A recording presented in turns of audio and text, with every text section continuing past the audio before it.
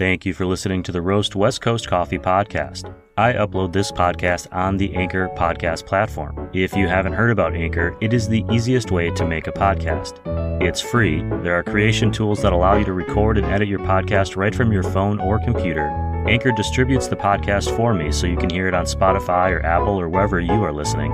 And you can make money from the podcast with no minimum listenership. It's everything that you need to make a podcast in one place. You can download the free Anchor app or go to anchor.fm to get started.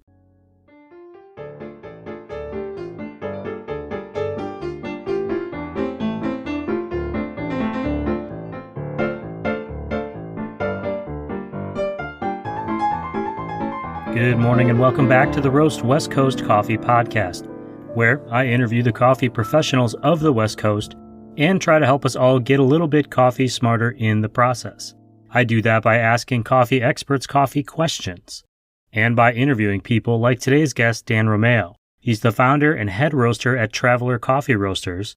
He's also the owner and head brewer of Beer and Booch at One Season Brewing.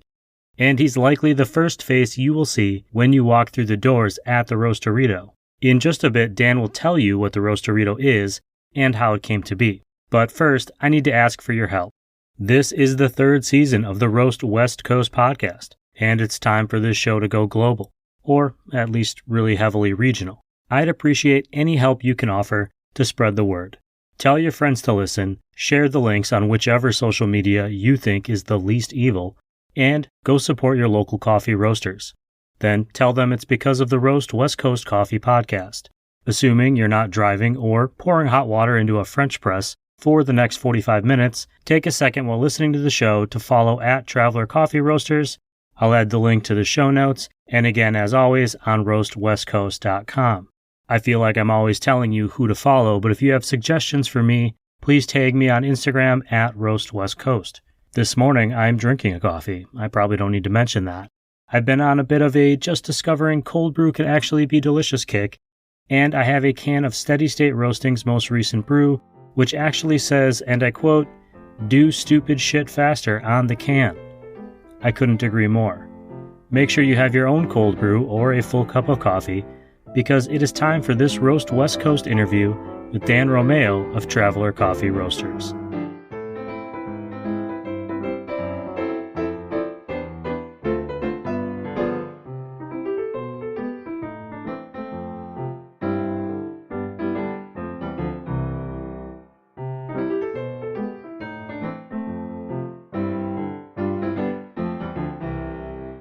Could you do me a favor and just say who you are and what your company or companies is, so everyone knows?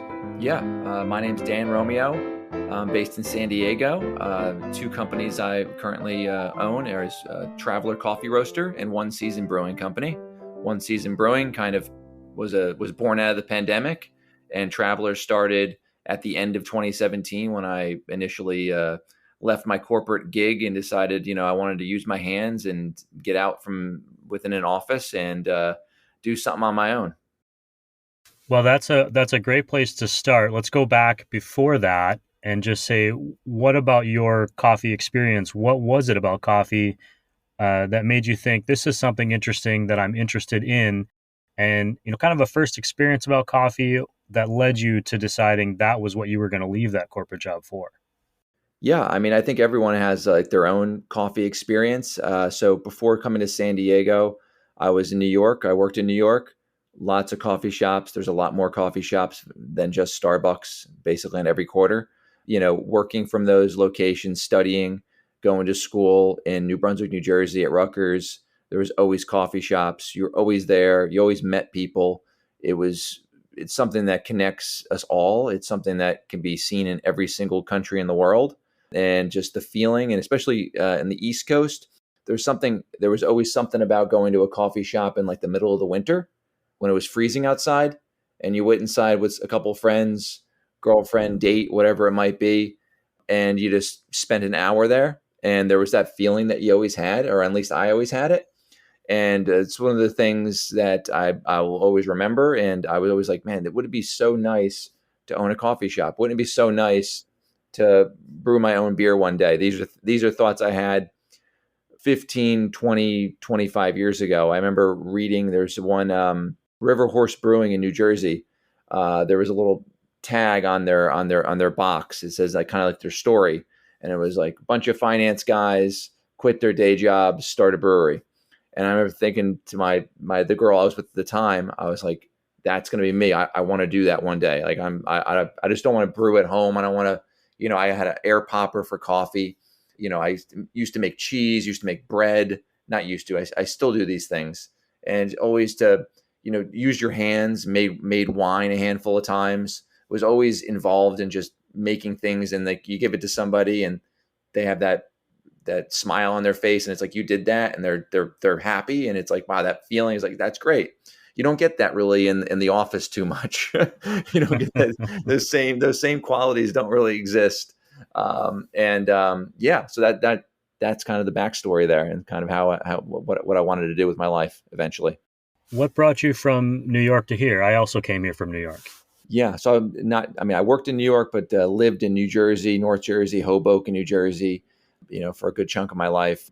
Basically, it's as simple as this. I visited a couple friends years ago, about 10 years ago now. It was January or February. Never forget it. Land here, beautiful, 70 degrees. I think it might have been a heat wave, might have been like 80 at the time. We did all the Southern California, San Diego things, went to Torrey Pines, went to the beach, and left after 3 days. I ended up landing in Newark, and it was like 40 degrees and sleet rain. And I was like, I didn't know that this place existed, that weather existed in America. I didn't know that was going on over there. And then basically 9 months later, I was on the road. I packed my bags, had a house, sold it, and drove across with a buddy, and was, didn't stop till we hit the Pacific. That's such a common story I find out here, and similar to my own, in that my wife had an internship out here in January, February, March, and we spent the month before with our family in Wisconsin, and it was that particular year, about similar timeline as you actually. I think it was below zero or at zero for like 20 straight days before we left. Oh, yeah. And then when we went back, we spent 3 months in Chicago, and we got there, I think April 1st or 2nd or something. And it literally was icy rain for a month. And we just thought, this is the worst. We never thought about it before, it just never seemed like an option. And now that we've been here 8-9 years, what I tell people back home when they ask when we're moving back is, I don't think you realize how hard the weather is on your body. I just feel better. Every day feels a little better out here. Yeah. Agreed. So at some point, there is a tipping point that says, I'm going to leave this job and start this roasting, not just roast, but start a business, which is a whole nother mindset. What was that? What made you decide now is the time? So like the long and short of it is, I was CFO of a marketing company and a production company, like TV commercials, basically, in San Diego here. And they kind of put me through the meat grinder, and without getting into too much details, it's just, it was hard to look at myself in the mirror at the end of the day and say, hey, this is what I want to do. I'm happy about what I'm doing. And especially when you're in a position of like finance and that type of level in a company it was only between 50 and 100 people, but still, you start looking at people as just commodities, and you start looking at people as, just to meet goals at the end of the year, or, to make executives happy, with bonuses and stuff. And, you get to the point where just, cost cutting becomes a part of your life. And you're like, God, this is not what I want to do. This is not how I want to run a company. This is not what it should be to work here 8 or 12 hours a day. And, I was putting in shifts where, I was there at 2 a.m, and then I was getting back to the office that same morning at 6. And I'm like, this is definitely why I didn't move to San Diego. I wanted to avoid doing something like this. And I just basically just got up and I said, I'm done. I don't know what I was going to do at that point. I had, kind of something in the back of my head, but, I just wanted to reset my mind and reset my body and kind of get healthy. And it was really taking a physical toll on me, kind of working those kind of hours under that kind of pressure. And for what, at the end of the day, I still don't know what it was for. yeah, so I just basically left at the end of 2017. I said goodbye to a handful of people that I worked closely with in the company, and I was out. And then the next day, I kind of just sat with a drawing paper and started just jotting down, like, what are my passions? To your point earlier about, oh, you bike and you do beer and you're into coffee and all that. So I started writing all these things down, and I said, why can't I come up with a company? Why can't I live like the way I want to live? Why can't I live this dream? Why can't I, but this is not going to be about me. This is going to be about other people that I know are interested in these things. I know San Diego, the beer capital of the world. There's coffee shops, coffee roasters all over the place. People love to bike. The weather's beautiful. Let me come up with something that kind of brings all these things together. That's kind of how it was born. And I was like, you know what? I didn't have any kids yet. And, there was a point in time where you just can't make decisions like this any longer. Like they wouldn't fly. So I was like, this is kind of my last shot. I've been talking about doing this since I got out of college. But I'm glad I did all the business and had all that experience, because there's no way I could be doing this now without that, either good or bad, how awful some of it was, but how great some of it was, working with people and working on projects and, dealing with the office politics and all those things that kind of go along with it. But, there's also really great times. There's things I do miss from hanging out in an office with people. But without that background, there's no way I could be doing this. I mean, I think really like the finance side of it and the accounting side of it is really underrated, especially with everything that we've gone through the past year. I'm probably going off course here, talking about too much stuff, but being able to really have that mind to, okay, this is how we're going to grow the business, this is where the investments are going to be, this is kind of where the money is the cash flow. And I'm still a geek into that. Like, I still love looking at that type of stuff. And now, since we're finally starting to grow again and things are starting to look up, like, it makes it more interesting to look at the numbers, not just a not just a bloodbath on the paper anymore. And now, trying to buy equipment and trying to, grow production, like that stuff those are all great problems to have, and trying to find solutions for that and trying to be as, creative as possible. And that's what I've done, from basically day one, but really pushed into high gear during COVID. It was really, this is all about being different, and everyone says it, but I've always said from the beginning, this isn't about coffee. This is about an experience. Traveler was always meant to be more than coffee. And it took me until the pandemic to really push me into doing all these other things that I wanted to do, that I kind of was not too scared to do all at once, but I just wanted to just kind of roll out little by little by little. But I was like, now screw it. We're going all in, because if not, I'm going to be going bankrupt. Yeah. And it's been this great, and the whole traveler, spelled out, or, in the logo that I use, and the traveler is TRVLR. But, traveler meant, it's cliche if you're not living it, but it's all about the journey. I shouldn't be here right now. I should not be talking to you. I should be in an office somewhere. I should never have left that job. That was a cushy job. If I could have just, grinned and bear it and just said, whatever, working 10, 12, 15 hours a day is okay. 2 weeks a year vacation's okay. Whatever, I'm going to be fighting for the bonus today. It's going to be worth it because I'm going to get a bonus. Maybe that doesn't come, but whatever. It's like, I shouldn't be here right now. So traveler is the journey, but it's not just my journey. It's everyone's journey. And that's what I try to tell people when they come, and when I speak to people about what we're doing, is like, this is a lifestyle. This isn't just a coffee shop. If you're in here for just a cup of coffee, you miss the point. There's 20 coffee shops down the street. This is about experience. It's about a way of life, and that's kind of the way I'm living it now. I think you're living my dream, Dan. I think that's what you just described to me, and I would say that I love doing all the different things that you mentioned as well, and I've a very career path. But where you have that finance background, I don't want to think about the money. I will, because I come from hospitality, and I could tell you what my expenses were to the penny, and where that money was going. But I just want to make all the stuff and do all the things and have someone else deal with that. And I've been able to do that in my personal life. My wife has very willingly taken on the challenge of managing all the money. But in my working life, that's the part that I do it because I have to, but not because I want to. And it sounds like you still get the benefit of, you get to keep that part of your old life that you like and you love. Yeah. And now you're including this whole other lifestyle part of it as traveler, which you kind of jumped into already. Yeah.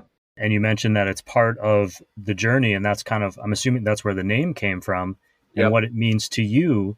What about the customers that have been coming into? When did you open? I'm going to cut myself short there. Because you opened right at the beginning of the pandemic, right? So I The left actual storefront. the actual retail store was, yeah, it was fourth quarter of 2020. It was when so in the middle of last year when things were really, after a couple months, I was like, all right, wait a minute here.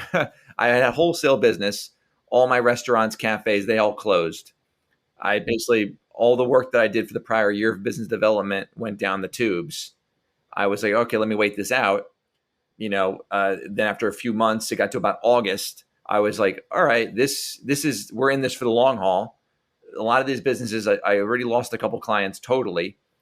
I was like, okay, looking at the money, to your point, it was going to run out. I was like, I'm just bleeding too much at this point. There's not enough coming in. And also, by the way, I can't do business development. Everyone's closed. So I have to change right now. And wow. So backstory, when I initially left my job and I wanted to do this after months of pen to paper, then I started searching for a retail location. I was like, I'm going to put this in the middle of like a walkable area in San Diego, a retail shop, coffee roaster, active lifestyle store. Think of something like an REI with that you would go to all the time, right? REI, you go there once a year for a jacket. But if there was a coffee, if there was more of a community aspect where people would meet up, you would go there a lot more, and then you would probably buy a couple more jackets.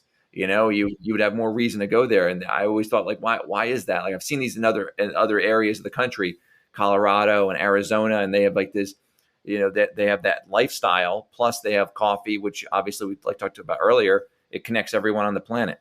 There's something with it. It's the smell of it or anything. It's just that people are attracted to it. So that was the middle of the August. I started planning. I have to pivot hard. So then I built a bar, started filing for the ABC permits to start a brewery, started making kombucha, started working with different vendors, the State Bicycle and other vendors that I wanted to sell for this lifestyle, the lifestyle side of the store. And I opened up my soft opening, or whatever you want to call it, would be like in the fourth quarter of last year. And the whole goal was to hit 21 pretty hard with a whole new business model in place. So I want to pause real quick on that and ask, you were selling coffee wholesale. So in 2017, were you already roasting before you left your job as like just on your own? Just on my own, yes. Yep. Yeah. Yep. And then you expand that experience into the wholesale side of things. But it sounds like you went into this new retail storefront at the end of last year you already knew you were going to do coffee and beer and kombucha. Are you the roaster and the brewer of all of those things, or did you Yeah. bring on help or experts or anything like that, or what was your process? So for the brewing, yes, I brought on a friend who's in San Diego. He had a brewery in Mexico City at one point. He's now an executive chef at a restaurant here. Just actually, I sell coffee to him still at his restaurant, at his brunch spot, and he actually was the one that came up to me. He's like, "Have you ever brewed beer before?" I'm like, "Oh yeah, I've brewed beer." He's like, in the middle, he's like August last year. He's like, "You need to start brewing beer." He's like, what? Because he was thinking, because I was complaining to him and venting to him how his business was shut down, and they just built out this new location for millions of dollars and all this other stuff. And he's like, he was feeling the pressure. They had to close, but he's like, if you need to, he's like, you're doing all wholesale. You need to switch. He's like, you have to start doing beer. He's like, I'm like, honestly, I don't know anything at that scale. To me, I don't know what equipment. I mean, I can do this on a stove in a kitchen, but I don't know what I'm doing at this type of level. And he's like, I'll help you. And basically, we had a couple conversations. We sat down, drew some things up. He told me this is the equipment you need to come up with. He's like, I'll work it. We'll connect it. We'll set it up. We'll get it going. He's like, you file for the permits. He's like, we'll come up with some recipes and we'll start brewing together. And I kind of went under his wing. He gave me the pointers, the tips to how to use stuff and how to make it work. And now it's been pretty much me for the last few months. And we're doing small batch, only one barrel at a time. And I'm trying to buy more equipment, more cold storage too. There's all these problems that you have. You can't, you can brew it, but then you can't keep it. So so that was pretty much how that brewing, the brewing side of it started. But yeah, he helped me initially, but I definitely want to bring in more help sooner than later, because obviously I'm juggling a lot of balls right now. Yeah, for sure. There's a real interesting dynamic out in the world right now. I think traditionally people look at brewing, beer, and coffee as very collaborative industries, and they are. But there's also people who are less collaborative, or they're like, hey, this is my business, and we're competing. And I think the pandemic really brought that out, where it kind of split that community into more than one big group. It's kind of two. There's the side that's like, you know what, we're all in this together. Let's all learn together, even though we're competing. And there's the other side going, hey, we're in a pandemic. Like, we're all competing for the same pennies. I'm going to focus on Yeah. my own thing. And Yeah. it sounds like you found yourself in that first camp. Just before I forget, what's the name of the brewery so people know? One Season Brewing. One Season Brewing. It basically it came. I was thinking about names for months, and then in February or March earlier this year, I was on the beach at like 7 a.m. walking my dog, and I was like, just mumbled to myself, like, man, we only have one season here. It's February. I think I was talking to my mother the night before, and it was a miserable day back east. And I was like, one season. I'm like, well, that's it. that's it. That's the name. And there's nothing more San Diego than that. So yeah, that's how the name came to be. So the location that you're in, you call the Roasterito, which Yeah. is Yeah. people can go in, they get Traveler coffee, they get one season beer. You also have kombucha and I believe bicycles. How did the other part of that lifestyle incorporate into this space, and what's your, how did bicycles come into play?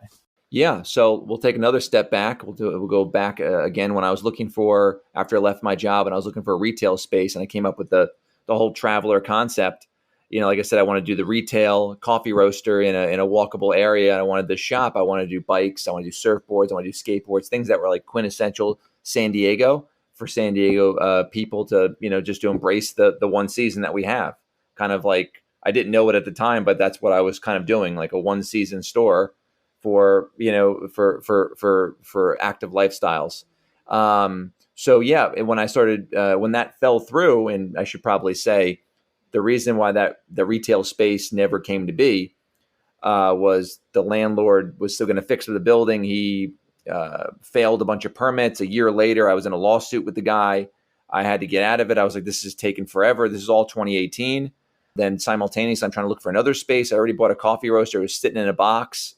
I didn't know what to do. And at this point, I'm thinking like, maybe this just isn't for me. Maybe I'm just going to have to go back to the office. Like, I'm just burning through money here, not doing really too much. I'm planning and trying to set things up, and then everything's falling through. I can't get the space opened. Keeps on failing for permits. So I ended up getting out of that lease, and then I found this warehouse space in Mission Gorge, San Diego, and I immediately signed the lease even before I was out of the other one. And I was like, okay, now I'm in the middle of nowhere. I have, I have no retail hope, so I have to pivot. I got to scrap the whole Traveler experience and the lifestyle, and I had to start roasting coffee wholesale. And that's what I spent 2018, 2019 doing, just business development, trying to build up the wholesale business, which I didn't know anything about. And I still don't know anything about. I tell that to people all the time. I'm learning something new every single day. And that's the beauty. That's the journey. And that's the best part about the job. And I think you mentioned earlier about the camps, in terms of people on two sides, in terms of like, they want to help, they don't want to help. And I'm in the camp. And the reason why I left this is to be in the camp of, I want to be business partners with people. I want to work with people. I want to help them grow their business. That's the only way I sell coffee wholesale. And, I do it I want them to be, coffee's coffee. They can get it from 15 other roasters in San Diego. I want this to be about like my relationship with them, and just knowing that they can call me anytime, and I'm there to, give them ideas and how they can grow their business. And let's do some private label bags or whatever it might be, other revenue streams for you, and try to give it to them at the absolute best price, not to sit there and just try to rip them off or whatever, but something that they can still grow their business. They can reinvest back in their business, especially now more than ever. I rather make a few less dollars knowing that they have a few more dollars that they can make in another month. There's a long-term thinking versus a short-term thinking there. Yeah, penny smart, pound foolish, and that's the way I approached all of my business development. And then unfortunately, that crashed and burned. So now I pivoted to the retail model, and I still have a couple wholesale clients, and we want to kind of keep that at a minimum. I kind of want to just do just a handful and not be a wholesaler. I never want to go back, 100% again. It's just too risky. I mean, I love the diversification of what I'm doing now. But to your point, yeah, the roasterito is. I was like, I'm coming up with silly things and marketing concepts and different things, and you have Rosarito, Mexico, and everyone goes down there, and then I was like, this is the roasterito. It's a little oasis in the middle of nowhere. I'm in this warehouse district that it's hard to find. I have to start blasting this out, building some kind of something on Instagram and other social media channels about this to kind of give more than just, oh, there's a coffee roaster. No, it's a roasterito. It's something that, oh, what is that? And basically, I had been saying this for months, and I was like, I don't think this is sticking. And then my one friend messaged me. He said, I'll meet you at the roasterito at 2:00 today. And I was like, oh, it's working. I was like, this is working. I'd say the name is, it's not just me saying it on all the time. And now I have it on shirts, and I have it on the wall, and it's known as the roasterito for those people that have heard about Traveler and One Season Brewing. And we call it the Beans, Booch, and Brew House. And it's this fun little oasis in the middle of nowhere. And if you're there, you'll come back for sure, because it's nothing like you've ever seen.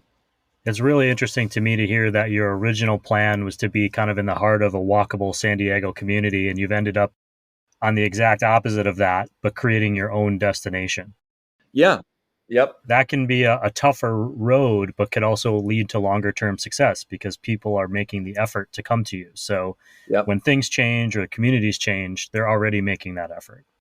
Totally. I completely agree. And I've said it like it's Field of Dreams. Like I've built it, and then my whole last year I was like, I'm going to build it, but hopefully they come. And it's like now they're starting to come, and month over month, more and more people. And it's great when someone shows up once for this place in the middle of nowhere, but it's the greatest feeling in the world when they show up a second time, because then I'm like, wow, I really got them. Like they felt it. They felt that this was different. That obviously I'm usually always there.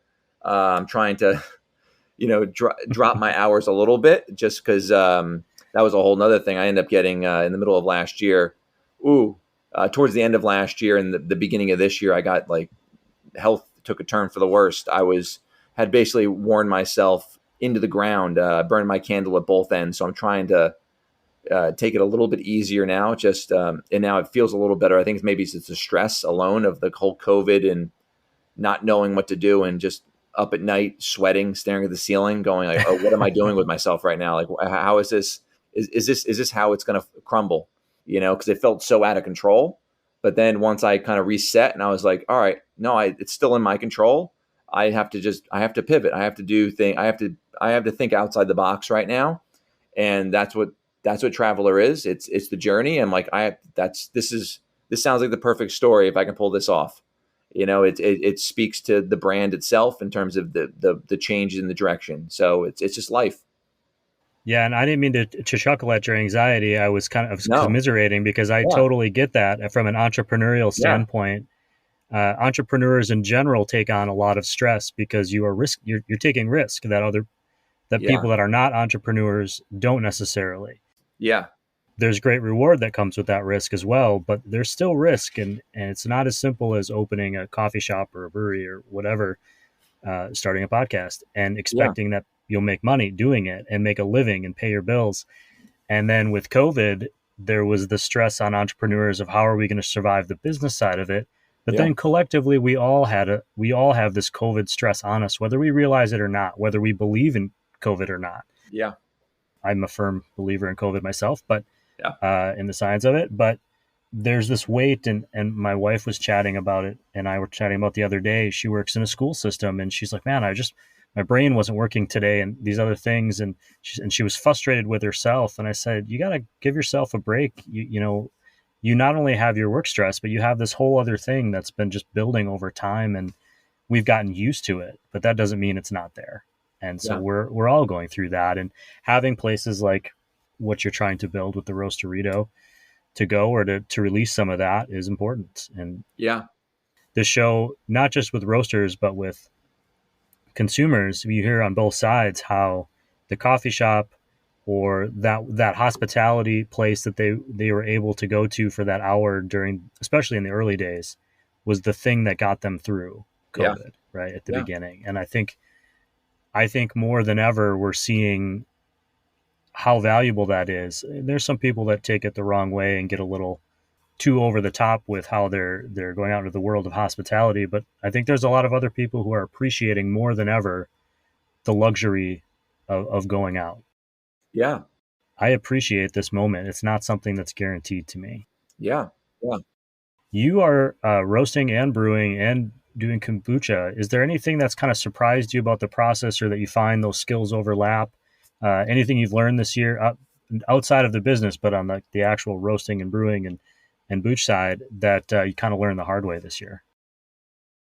Yeah. I mean, so the one thing that's clear with all three of those, and the kombucha was my pandemic project at the beginning of the pandemic. That's when I was sitting in my apartment, not really knowing what to do, and I'm like, I'm gonna start doing something other than coffee, and I have to start just messing around. So that was that.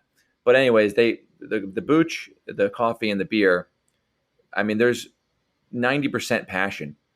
I mean, and it's an art. I tell people all the time, like, to sit at a coffee roaster, and mine's like a manual machine. I don't have any, it's not automated at all. 7.5 pound roaster. You got to want to do that. You got to really want to be next to that machine for 4 hours and 450-degree heat, and wanting to do it. There's an art. There's obviously a science to it. Like there's a science to the kombucha making and the beer making, obviously, but there's just a level of passion. You have to like want to actually do it. So when I started doing each of these things, I'm always asking myself, like, do I really want to do this? In terms of like, the type of company I want to grow and not go back into an office doing things I didn't want to do, answering those questions to myself in terms of, yeah, this is what I want to do. I love this. I want to use my hands. This is at the end of the day, I can make you smile with a cup of coffee, as like the overall driver to doing it. But yeah, there's the overlapping thing is the passion necessary that connects everything in terms of small business owning, just in general. I mean, if I'm not passionate, you walk in that door, you're going to know it pretty quick, and then you probably won't come back. I work a lot, and probably cliche to say that, yeah, it doesn't really feel like I'm working. No, it feels like I'm working, but so I won't say that. But, there's a sense of pride in terms of making something. There's a sense of pride in terms of owning something.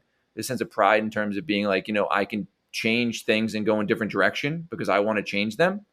But don't do things willy nilly, but do things with direction and purpose and, clarity in a process and a plan, which is, I think, a lot of small business owners probably lack, is that plan. Especially now, they're kind of just, throwing things on a wall, see what sticks.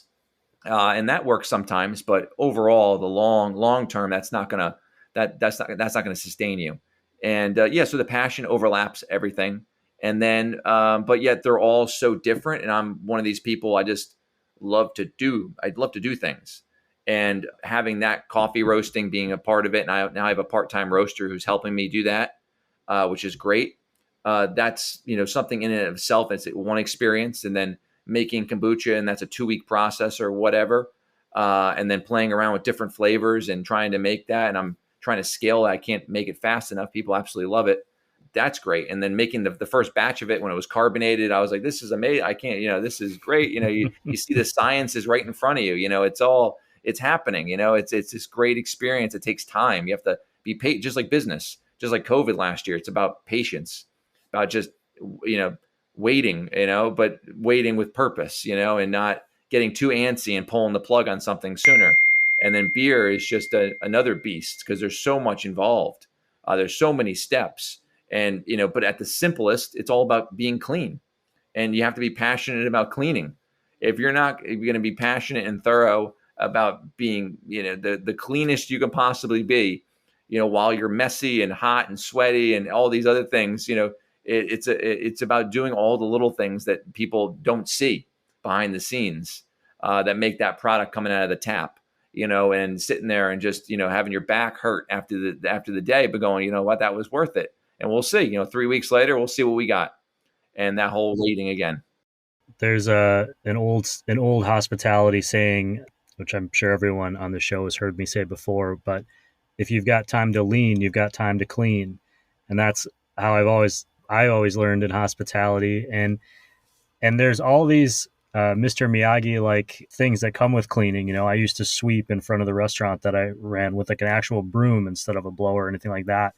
And when the staff would ask me why I did it, I was like, well, because when I'm sweeping, I'm talking to people that are coming by outside. People are seeing that the person who runs this business is out doing this work. Yeah. And I'm showing you guys too that there's multiple things that I'm doing here at once. I'm not only checking out the building, I'm making sure that things are clean and presentable to people, but I'm also communicating with the neighborhood. And yeah, my dad always said that, and I always hated it because when I was a kid, I had to work for him for free. But I think that's something that's so important in hospitality and in coffee and brewing, as you're saying, is so much more of the job is cleaning than it is than I think most people realize, which is really interesting. Is there anything else that about TRVLR, about One Season, about you that I didn't ask that you'd like people to know today? I mean, yeah, just that TRVLR and One Season and is ultimately it's me in a way. It's everything I do in that warehouse, everything I'm trying to do long term is it's I put my heart and soul into everything, and I hope people see that and they can feel it. And I really don't want to ever be just another coffee guy. I mean, I'll sell a lot less coffee, but I want that result to be, if I'm selling a lot less coffee, the goal is not to be, filthy rich. It's just to put a smile on people's faces and make that connection. That's why I left the office, because I wanted to have those great conversations like you sweeping outside and talking to people. It's just those little conversations that you have during the course of a day. And I say this all the time, the greatest part of my day and the greatest part of, running these businesses at the Roasterito is every single day somebody walks in that I never met before, and we'll have a great conversation about nothing. Sometimes I mean, just, who are they? Where are they from? Or they ask me, and I say the same story that I've told you maybe 30 times a day. But that's a part of the job, and I greatly appreciate telling the story every single day because people are interested. They want to know, and the TRVLR experience, the TRVLR story has a story. Maybe a lot of other companies don't have that type of story and those type of heartaches and the kind of up and down and the change of direction, the everything that's kind of gone on. But yeah, it's meeting those people that you never met before and just having them sit down and having a great conversation with somebody to the point of when we started earlier is, that's the conduit, that's the connection. It's always with coffee. You always meet those people. And that's the best part of the day. And I hope that never changes. And if that never changes, then I consider TRVLR a huge success. Last question. I ask everybody this at the end of the show, but if you're going to another coffee shop, another roaster, just randomly on the road, what is it that you order for you?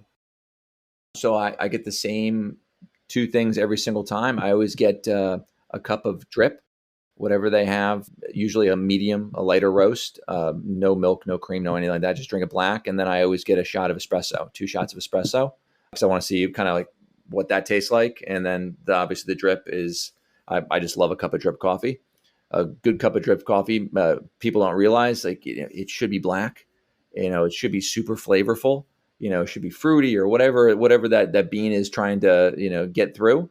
You shouldn't be dousing it with milk and cream and all these other things. And that's another thing we kind of do at TRVLR is that since I'm a coffee roaster, I don't have cream. I don't have sugar.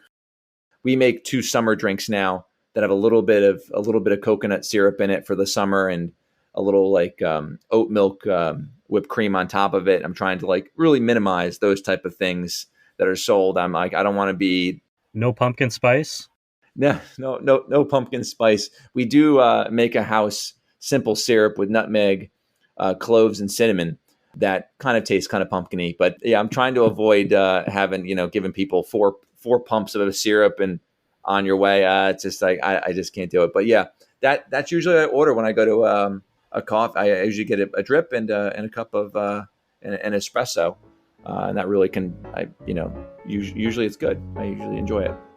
Dan, I really appreciate you taking some time to talk to me, tell your story today, and now I'm excited to get down to the Roasterita. Thank you, Ryan. I appreciate you having me.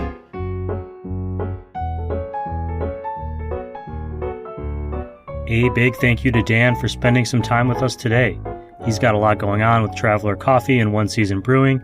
The through line is his passion for creating products that help create experiences for the rest of us. I've got some coffee news and coffee vocab for you today too. Just yesterday, it was reported that the coffee bean crop coming out of Colombia, one of the world's largest coffee bean producers, was short by an estimated 1 million bags, or about 154 million pounds of coffee, due in part to adverse weather conditions affecting this year's crop. In addition to farmers, anyone who imports or trades coffee from Colombia or likes buying Colombian coffee will be feeling this. It speaks to the challenges facing farmers and how important those direct trade roaster-to-farmer relationships are. I'll link the whole article in the newsletter on roastwestcoast.com, as well as our previous Coffee Smarter episode where we break down the coffee economy. Next week, I'll be talking to a new coffee expert on this show, specifically about climate change. So if you haven't already subscribed or bookmarked, now is the time. Our coffee vocabulary terms for the day are puck, knockbox, and channeling. A puck is a compressed cake of ground coffee that your espresso machine is forcing water through to extract the coffee flavor. After your espresso is pulled, the round cake of grounds, which looks a little bit like a hockey puck, is left over. It'll often get dropped into a knockbox, which is a basket or a bucket for the discarded grounds. It's so called because you knock the portafilter against it so you can get the puck to fall out cleanly. Channeling occurs during the pulling of an espresso shot. The water being forced through the puck finds a crack or an imperfection, causing the water to pull through a channel in the grounds. Channeling causes an uneven extraction of flavor as some grounds engage with more water than others. Basically, it's not good for your espresso shot, and it speaks to the skill and training of our baristas that it doesn't happen that often. That's it for today's show. A new Coffee Smarter episode comes out this Thursday. Our first this season was Siri Simran Khalsa, the Executive Director of Coffee at Lofty Coffee, and our next interview is with Mark Wortman of Make Good Coffee Company, which will drop next Tuesday. Also, head to roastwestcoast.com to find links to this show's supporters, Marea Coffee, Leap Coffee, our first ever sponsor Zumbar Coffee and Tea, Steady State Roasting, Cafe LaTerre, Cape Horn Coffee, Coffee Cycle, First Light Whiskey, and Camp Coffee Company in Oceanside. Thanks again to Dan for being here. Thanks to you for sharing this show with your friends. And be sure to support the Roast Industry Legacy Partners. If you want these shows sent to you right in your email, along with articles about coffee, photos and videos and vocab, make sure to sign up for the newsletter at roastwestcoast.com. Thank you for being so cool and listening to these podcasts instead of watching reruns of The Office. You should do that too, but I appreciate that you're not doing it right now. I'll leave you with a quote from Terry Pratchett, author and humorist, who said, "Coffee is a way of stealing time that should, by rights, belong to your older self." I'm not quite sure I follow and understand everything he says, but that one kind of stuck with me today. This episode of the Roast West Coast Coffee Podcast has been written, produced, and recorded by me, Ryan Woldt. I hope this show has found you happy, healthy, and with at least enough sanity to make it through the day. And please, always tip your baristas, and be sure to drink good coffee.